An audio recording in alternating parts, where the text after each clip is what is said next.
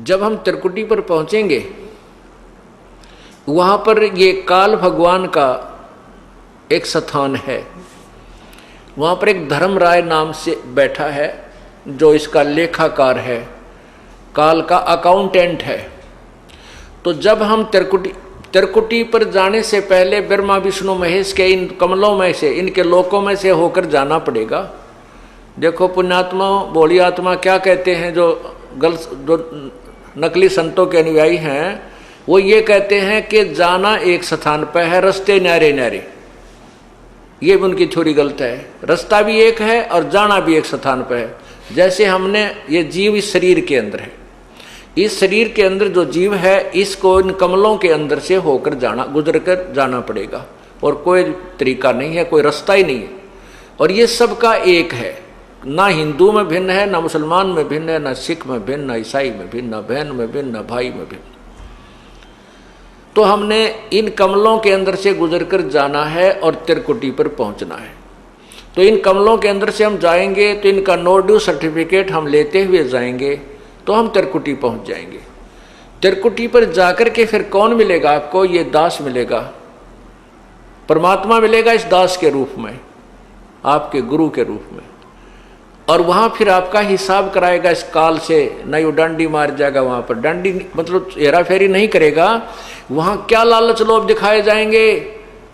जो आपने कर्जा उतार दिया ब्रह्मा विष्णु महेश का, यह मंत्र जाप करके जो आपको प्रथम मंत्र दिया जाता है, उसके बाद भी आपका ढेर सारा धन बच जाएगा, इतना बहुत गना धन का मतलब ये कमाई बच जाएगी। वहां आपको लालच दिया जाएगा कि देख आपकी इतनी कमाई है, इतने वर्ष तक ब्रह्मा के लोक में ऐसे ठाठ करेगा, वहाँ ऐसा महादेव बनेगा, वहाँ पर इंद्र बन जाएगा, ऐसे ठाठ करेगा। ये फिर वो दूसरा मंत्र आपका है विष्णु जी का जो हम देते हैं, उसके कहते इस विष्णु मंत्र की इतनी कमाई तेरी और बच रही है, इस विष्णु के लोक में तू ऐसे ठाठ करेगा, वहाँ बड़ा स्वर्ग बना हुआ है। फिर शिव जी का मंत्र है, दुर्गा का भी मंत्र है, यानी इतनी कमाई आपकी बनी बच रही होगी। और वहां पर फिर आपको ट्रेलर दिखाए जाएंगे, जैसे ग्राहक होते हैं ना फंसाने के लिए नारे नारे अपने दिखाते हैं वो बिजनेसमैन दुकानदार, तो वो ट्रेलर दिखाए जाते हैं। देख उस लोक में कैसे नाच गाने हो रहे हैं, ऐसे ऐसे तेरा दे ऐसा रेस्ट हाउस है, ऐसा कमरा मिलेगा तुझे, वहाँ पर इतने डांस होंगे, ऐसे होंगे, ये ठाठ होंगे। तो ये मन तो वहाँ भी साथ ही होगा, मन तो वही है। तो वहाँ ये मन फिर आपके साथ आड़ कर जाएगा, न सोचेगा थोड़े दिन घूमे वहाँ फिर चल पड़ा, जब यह कमाई है मेरी शेष है, इसने खा पी लो इतने, या वो आगे चलने वाली रखी है जाती वह खर्च हो को नहीं। तो ये भी डंडी मारेगा अपने साथ में, आपके साथ। अगर परमात्मा यानी गुरुदेव रूप में प्रभु नहीं होंगे तो वहाँ भी आपके साथ गड़बड़ हो जाएगी। तो वो गड़बड़ उनके साथ होती है जो गुरु से थोड़ा बहुत विमुख हो जाते हैं, श्रद्धा पूरी रहती नहीं, और लेकिन गुरुद्रोही ना होते, उनके साथ ये डंडी ये गड़बड़ हो जाती है।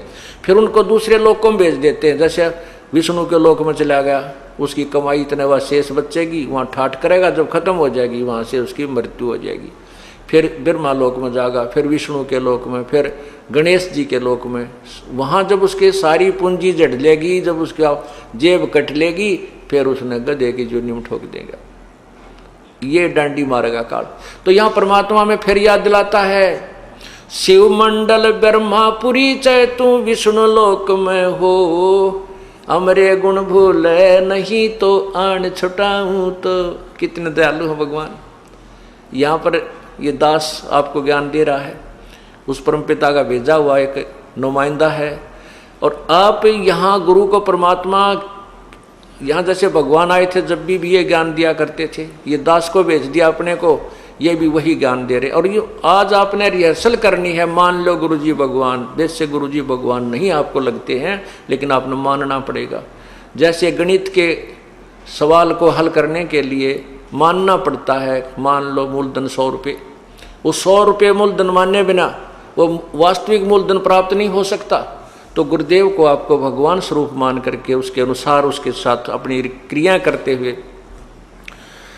तो भगवान मानना होता है, के तरह मानना होता है, और फिर उससे आपको वो वास्तविक भगवान मिल जाएगा।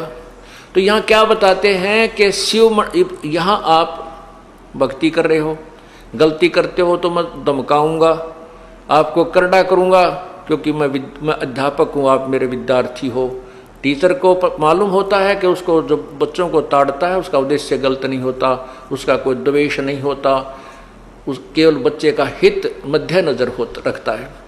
तो इससे क्या होता है कि कई अनजान अंदर अंदर दुख मान कर सत्संग में आना बंद कर देते हैं। वो गुरुद्रोही नहीं होते, कुछ ऐसी पुण्यात्मा होती हैं वो सत्संग छोड़ देते हैं लेकिन गुरुद्रोही नहीं होते, छोटी मोटी बुराई सुराई भी कर लेते हैं। तो उन गेला बनती है, तो फिर वो चले जाते हैं ऊपर ऊपर जाते हैं, उनको कहें तेरी इतनी कमाई इस मंत्र की रह रही है, इस इतनी बन गई है, इसकी इतनी बन गई है।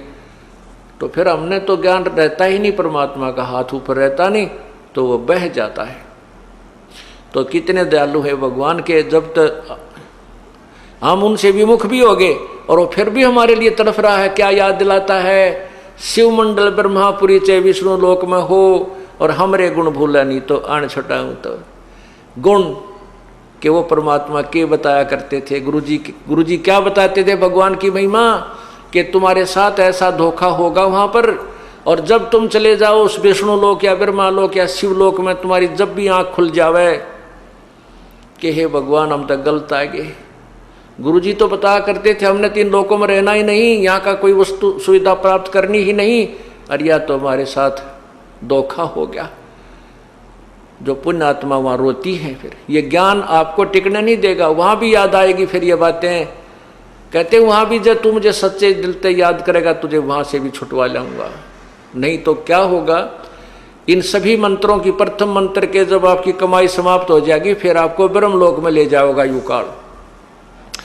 ये जो ओम का जो जाप है इसका ब्रह्मलोक में आपको सुविधा देगा, और वह मनमाने 1000 युग तक आप वहां रह सकते हो। इस ओम नाम की जो विधि हमने बताई, इसकी इतनी जबरदस्त कमाई आपकी बन जाएगी। उसके बाद आपको सतनाम प्राप्त हुआ है, जिसको सारनाम भी नहीं हुआ है और वो विमुख हो गया है, उसके साथ फिर यह बनेगी। तो उसके फिर ये दूसरा मंत्र का ओम नाम की कमाई तो ये वहां खराब करवा देगा ब्रह्मलोक में। फिर जो दूसरा मंत्र तत् मंत्र है, इसने एक और कमाल कर रखा है कि ब्रह्मलोक में नकली सतलोक, झूठा नकली अलखलोक, अगमलोक और अनामी लोक की रचना करवा रखी है। उस दूसरे मंत्र यानी तत् मंत्र का जो जाप है उसकी कमाई को ये वहां खत्म करवा देता है बैठाकर। और नो कहते हैं हम सतलोक में आ गए, ये नकली संत बतावे हैं, बोला फिर सतलोक है, उस तो ऊपर बोला साडा लोक है थरा के बोलियो। तो वो जो झूठे लोक बना रखे ब्रह्मलोक में काल ने इस माया से झूठी कंस्ट्रक्शन करवा रखी है, रचना करवा रखी है, तो उसको वहां खत्म करवा देते हैं। उसके बाद 84 लाख योनियों में ये डाल दिया जाता है। अब बात आ गई जिसको तीनों नाम मिल गए और जो गुरुद्रोही नहीं हुआ, गुरु विमुख हो गया। विमुख नहीं हुआ यानी उसने भक्ति छोड़ दी, आनाकानी सी करने लग गया, थोड़े जाप करे है, कभी सत्संग में आ गया कभी नहीं आया, और सार नाम तक उसको प्राप्त हो चुका है। उसके साथ क्या होगा, पार नहीं होगा वो। यहाँ परमात्मा का एक और लोक है, परमात्मा का एक मिनी सतलोक है। उस लोक में प्रभु अपने ही कबीर रूप में वहाँ रहता है और वहाँ पर उन आत्माओं को रख लिया जाता है, इतना दयालु है। और जब कभी भक्ति युग आता है उस समय उनको इस पृथ्वी पर जन्म देता है। यानी पहले कभी किसी युग में आपको प्राप्त हुआ होगा तो उनमें से कुछ पुण्यात्माएं आकर के परमात्मा ने 600 वर्ष पहले फिर उनको जमीन पर पटका, आकर के अपना पूरा उनको ज्ञान दिया, उनकी भक्ति बनवाई और फिर दोबारा मनुष्य शरीर में प्रारंभ कर दिया। तो वही व्यक्ति अब जन्म पाते पाते अब यहाँ आ चुके हैं, इस अब भक्ति काल आ गया है। तो ये भक्ति काल में आए हुए जो प्राणी हैं, जो सतलोक में यानी यहाँ परमात्मा के सतगुरु के लोक में से जो तुरंत यहाँ जन्म मिला है, उनको फिर मनुष्य जन्म मिलता हुआ आ रहा है। जैसे वो 64 लाख परमात्मा के शिष्य हुए थे आज तक 600 साल पहले, 550 वर्ष पूर्व। तो उनको उस समय परमात्मा ने एक परीक्षा ली थी, वो सब रिजेक्ट हो गए थे।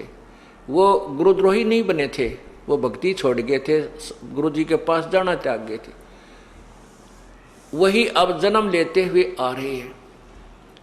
आप लोग जो इतने शीघ्र समझ गए, ये उन्हीं में तो हो जो कभी परमात्मा के साथ आज से 600 550 वर्ष पूर्व रहे थे, और काल ने उनको कहीं कहीं जन्म दे दिया, किसी को महाराष्ट्र में, किसी को राजस्थान में, किसी को पंजाब में, कोई कित कोई विदेश में। अब परमात्मा उनको ढूंढ रहा है।